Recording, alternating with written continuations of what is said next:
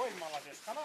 Ақман гүлі асқазылыр талалар, еліміздің жаныменен барабар. Сансыз сыйлық алат olsun мекендеп, сақтап келдік біздің ата-бабалар. Алғалайды қырғызы азаттықтың жолына, өзгілерге өсімен, өз тағдырын қолында. Мына ушинтип өлкө башчысы Садыр Жапаровду Аксай айылынын кичинекей тургундары мамлекеттик гимнди ырдап тосуп алышты. 14-17 сентябрь күндөрү тажик аскерлеринин агрессиясынан улам Аксай айылындагы талкаланып өрттөлгөн айрым үйлөр бүгүн колдонууга берилип, ээлерине тапшырылып, үйлөрдүн сапатын президент өзү көрүп чыкты. Бұрын үйіңе қанша комнатада? 8 комнатада мансардный домда. Мындайынан қарап тұрған болчу, азыр эми бүгүн күнчө карап жакшы болуп калды. Буюрса жакшы. Жақсы болса болды. Жақсы. Қанша балаң бар? 4 5 бала менен де. 2 еркек, 3 қыз, а? 3 уулу 2 кыз. 3 ұл еркек. Жақсы. Бактылуу болсун. Жақсы. 5 баланын энеси Зубайда Эрдавлатованын үй бүлөсү да бүгүн жаңы үйүнө көчүп киришти. Тез убакытта жаңы үйгө кирип жашайбыз деп күткөн эмеспиз дейт үй кожойкеси. Бул жакта конок бөлмөсү. Бул конок бөлмө, гардеробная, кухня, анан жана детский, анан спальный, душевая кабиналар бүт бар.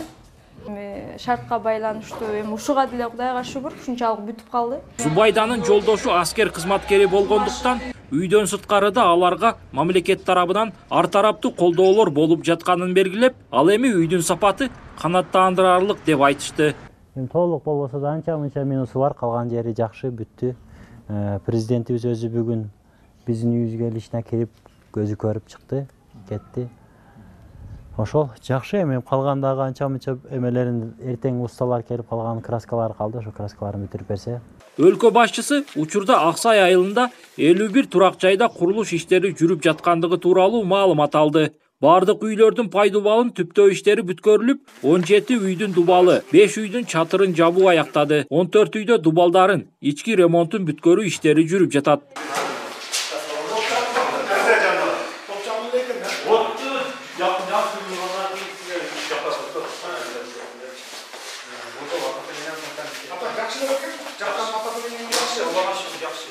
Ушу бүгүн колдонууга берилди, киргизди биз уже жашай бергиле деген неме болду бизде.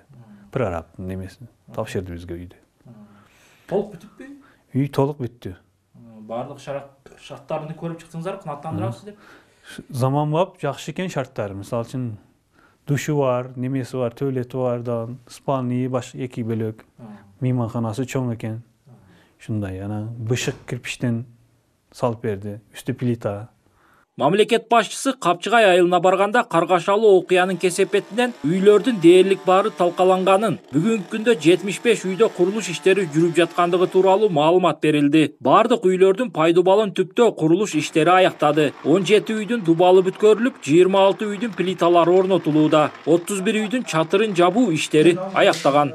Чаткалдан келгенбиз иштеп атабыз, баткен келип чек арада стройка кылып атабыз да. Курулуш кандай жүрүп атат? Курулуш акырын жүрүп атат, жакшы эле. Үйдү баштаганбыз, бүтөйүн деп койдук. Канча үйдү алгансыздар? Ушу бир үйдү баштаганбыз, ушуну бүтөйүн деп атабыз да. Материалдар, курулуш материалдар жетиштүү, кемчилик жок. Убагында келип атат материалдар. Садыр Жапаров Аксай, Капчыгай айылдарындагы үйлөрдү көрүп чыккандан соң жергиликтүү эл менен жолукту. Мамлекет башчысы жолугушууда чек ара маселелерин жөнгө салуу чаралары тууралуу айтып берди. Жергиликтүү тургундардын ичүүчү таза суу менен камсыз кылуу, айылдардын инфратүзүмүн жакшыртуу, өндүрүштүк жана социалдык объектилерди куруу, жаштардын чет өлкөлөрдөгү эмгек миграциясы көйгөйлөрүн чечүү үчүн жумушчу орундарын түзүү боюнча суроолоруна жооп берди. Жигиттер ишиңер болсун. Саламдашып көрүшүп болайын. Саламдашсаңар. Şu ayın turgundары сатылмақ өте. Айылдың turgundары, местный балдар, өздері құрып атады. Олардың азыр мұны бірінші гильдия болып қалды. Азыр бүт үшіне материалдар кіргізіп отады. Сразу құрғатқанғачы. Бүт бар işte. Аксай Капчыгай айылдарынан соң президент Садыр Жапаров Миңөрүк жана Достук айылдарында үйлөрдү калыбына келтирүүнүн жүрүшү менен таанышты. Азыркы учурда Миңөрүк айылында 37 турак жайда курулуш иштери, анын 16сында үйдүн ички ремонтторун бүтүрүү иштери жүрүп, 10 үйдүн чатыры жабылды. Ал эми Достук айылында бардык 59 үйдүн пайдубалын түптөө аяктады. 4 үйдүн дубалы курулду, 36сында плиталар орнотулууда, 14 үйдүн чатырын жабуу иштери жүрүүдө. Мамлекет башчысы турак жайларды көрүп чыккандан кийин 2 айылдын тургундары менен жолугушту. Алар насыя алуу, атап айтканда пайызсыз насыя алууга мүмкүнчүлүк берүү, ирригациялык тармактарды өнүктүрүү, социалдык жеңилдиктер, ички жолдорду куруу жана социалдык объектилерди, айрыкча мектептерди куруу боюнча көйгөйлөрдү көтөрүштү. Курулуш иштерибиз жакшы жүрүп атат. Бирдей кетип атат да. Биз Достук эли, именно ушу Достук эли биз шаштырбайбыз. Себеби сиз өзү 2 айда бүтүн талап койгонсуз. Эми үй бир бүтөт да, кайра эле салынбайт. Ошондуктан биз талапка ылайык кылып шашпай бүтүрөбүз. Мына кыш абасы келип атат. Кээде жамгыр болуп, кээде мындай болуп, усталарда кээде туруп калат. Биз ого каршылыгыбыз жок. Мына элим дагы бардыгы эми шашпай бүтүрө берсин, жаңы жылдан киребиз. Жакшынакай болду. Азыр эми şu быйыл ушунчалык түшүнүп отурамын. Элим биз жыгылып кетип атсак келип жөлөк болот экен.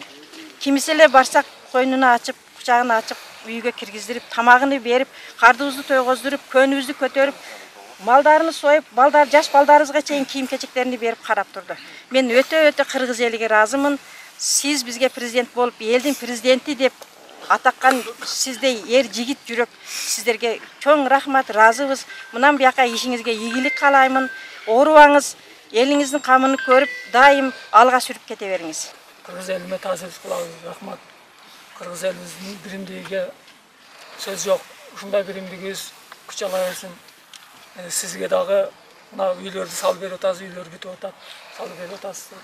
Жолубуз бүтүп атат, суу чыгып атат. Терең ыраазычылык элдин ичинен, элдин атынан. Биздин элибиз сизди колдойбуз дайыма.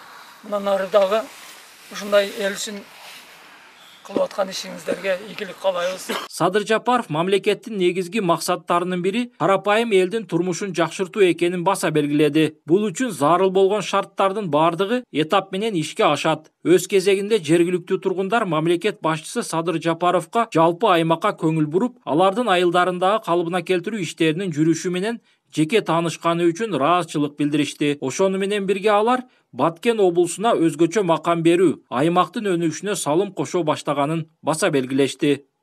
Улан Маккамбаев, Жыргал Абдижалил уулу, ЛТР, Баткен облусу.